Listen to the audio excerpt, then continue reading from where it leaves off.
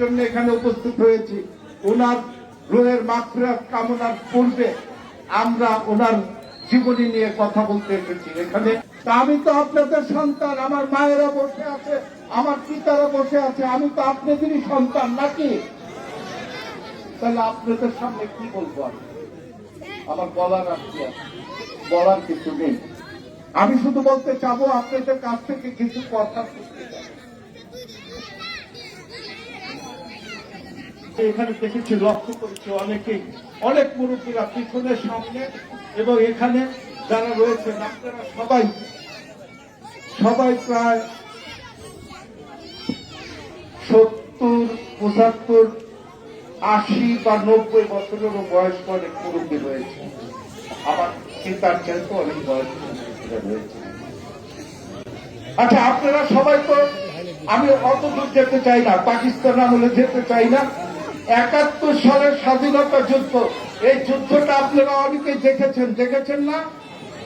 অনেকেই দেখেছেন, অনেকেই যুদ্ধে অংশগ্রহণ করেছেন, মুক্তিযুদ্ধে অংশগ্রহণ করেছেন, তাই না?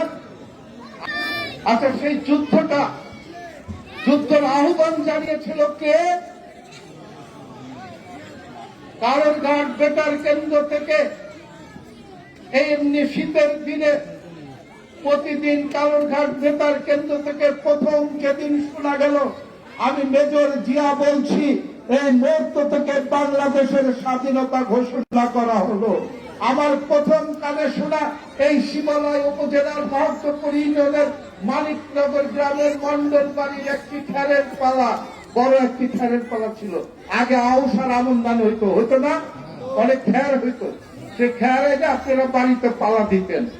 সে পালার এক কোনায় আমার ছোট এক চাচা ছোট্ট একটা রেডিও নিয়ে শুনছে।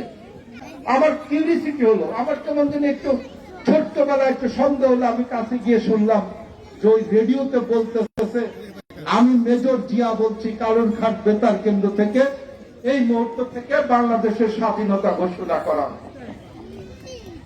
আচ্ছা, সেই মেজর জিয়া অর্থাৎ জিয়াউর রহমান স্বাধীনতা যুদ্ধের ঘোষণা দিয়ে শুধু ক্ষান্ত হন নাই, পশ্চিম পাকিস্তানিদের কাছে আত্মসমর্পণ করেন নাই। উনি মুক্তিযুদ্ধের ঘোষণা দিয়ে নিজের পরিবারকে, দুধের দুটি শিশুকে ক্যান্টনমেন্টে ফেলে, চিনান ক্যান্টনমেন্টে ফেলে রেখে পাকিস্তানিদের বিরুদ্ধে সমগ্র যুদ্ধের লড়াই করেছে। উনি লড়াই করেছেন না, উনি কিন্তু ভাবেন নাই ওনার ছোট দুটি শিশু, ওনার ওয়াইফ, ওনার পরিবার কোথায় আছে, কোথায় যাবে, একবারের জন্য ভাবেন নাই। উনি ভেবেছেন আমাদের এই মা বোনদের কথা, উনি ভেবেছেন আপনাদের কথা, উনি ভেবেছেন এই বাংলার মাটির কথা, যে বাংলার মাটির স্বাধীনতার জন্য, যে মাটির মানুষকে মুক্তভাবে কথা বলার অধিকার ফিরিয়ে দেওয়ার জন্য উনি 1971 সালে এই বাংলাদেশের স্বাধীনতা যুদ্ধের ঘোষণা দিয়েছিলেন।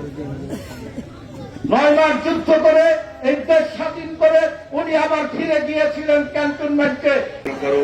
এই শিবালয় কেউ দৌলতপুরের খেদমত করতে চায়। আল্লাহ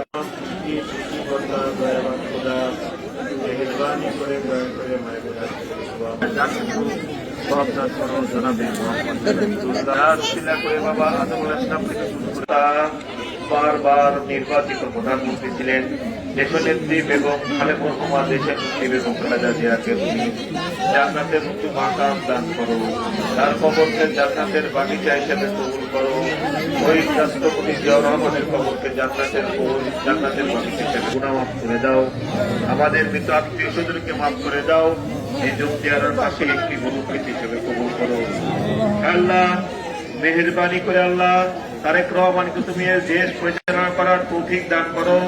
সেই সাথে আমাদের প্রাণ প্রিয় নেতা শিবালয় কিওর দৌলতপুর থেকে যিনি ধানের শীষের কান্ডারি এসেছেন, শিবালয়ের কৃতি ربنا ظلمنا أنفسنا وإن لم تغفر لنا وترحمنا لنكونن من الخاسرين رب ارحمهما كما ربياني صغيرا رب ارحمهما كما ربياني صغيرا اللهم اكفني بحلالك عن حرامك وقني ربنا لا تزغ